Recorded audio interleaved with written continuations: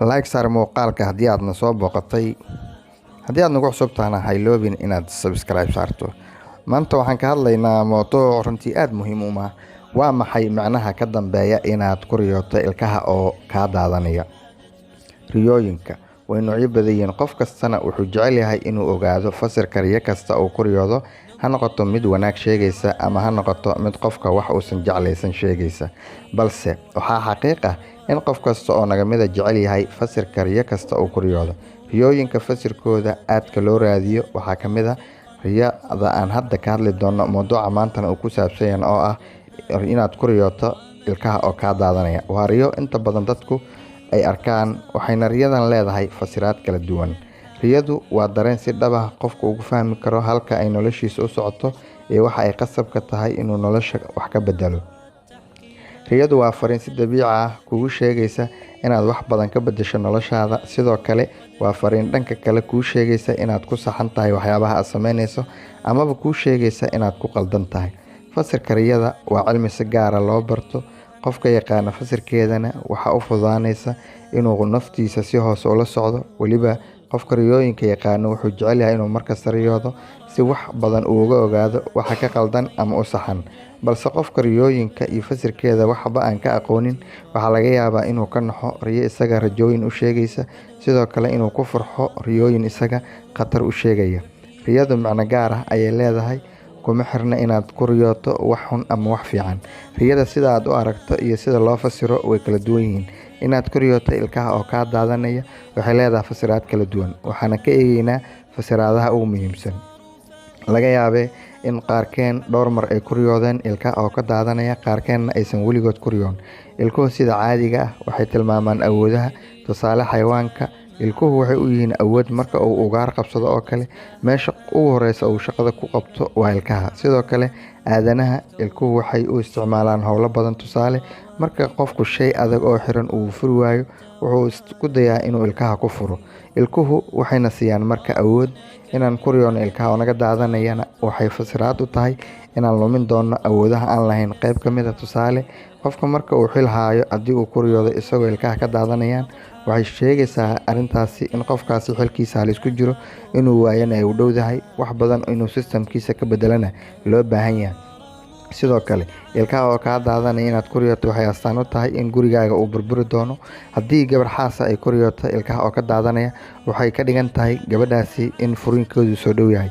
haddii ninku uu ku riyoodana waxay astaan u tahay ama sheegaysaa in ninka gurigiisa uu burburi rabo.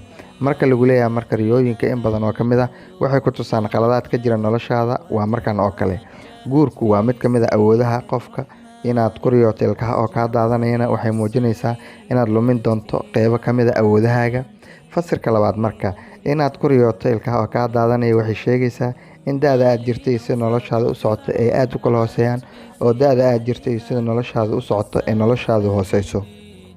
ilkaha oo kaa dhacaya marka aad ku riyooto waa fariin ku dhahaysa marka horumarka lagaaga baahnaa iyo meeshii lagaa rabay iyo heerkii lagaa rabay inaad joogtid ma gaarin weli. sidoo kale waxay fasir u noqon kartaa ganacsiyada, xilliga la furay ganacsiga iyo sida ganacsigu u shaqeynayo marka ay kala hooseeyaan, oo sida ganacsigu u shaqeynayo marka ay hooseyso. riyadani qofka waa uu ku riyoodaa. macnaha riyadani waxay kuu sheegaysaa marka horumarkaaga, shaqadaada iyo da-da aad jirta ay aada u kala hooseeyaan, oo shaqadaadu ay aada uga hooseyso da-daada.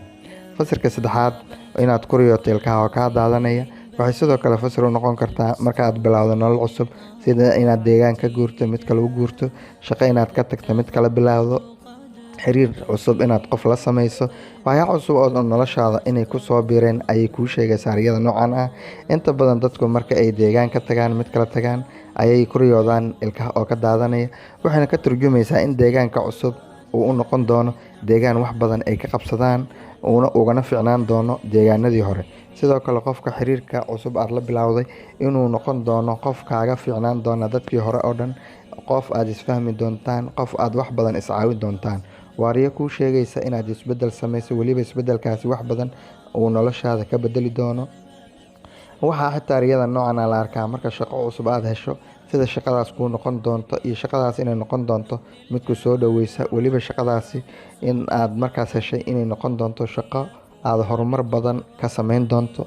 fasirka afraad marka wuxuu yahay kobaca qofka. Inta badan qofku wuxuu marka uu kobac ka sameeyo dhanka dhaqaalaha ama dhanka maskaxda ama dhanka fikirka, riyadani ayuu arkaa ilkaha oo ka daadanaya ayuu inta badan ku riyoodaa. Mararka qaar inaad ku riyooto ilkaha oo ka daadanaya waa muhiim, sababtoo ah ma qiyaasi kartid inaad dhaqaale ahaan, fikir ahaan ama xitaa aqoon ahaan wax badan kugu siyaadeen. Balse marka aad ku riyooto ilkaha oo ka daadanaya, waxay ka tarjumaysaa inaad ka soo baxday dhaqaale xumadii, in maskaxdaadu cilmi badan ku siyaaday oo aqoon yaradii ay ka hartay, inaad isbedeshay fikir ahaan oo waxyaabo badan oo aad aaminsaneyd oo shalay inay qalad ahaayeen aad aaminsaneyd inaad ogaatay inay sax ahaayeen. Waxyaabo badan oo inay sax ahaayeen aad u malayseen inaad ogaatay inay qalad ahaayeen. Waxaan rajeynayaa muuqaalkan inaad wax badan ka faa'iiday. Like saar muuqaalka haddii aadan hore u soo saarin. Haddii aad nagu cusub tahana ha iloobin inaad subscribe saarto si saaxiibo badan uu u gaaro muuqaalka.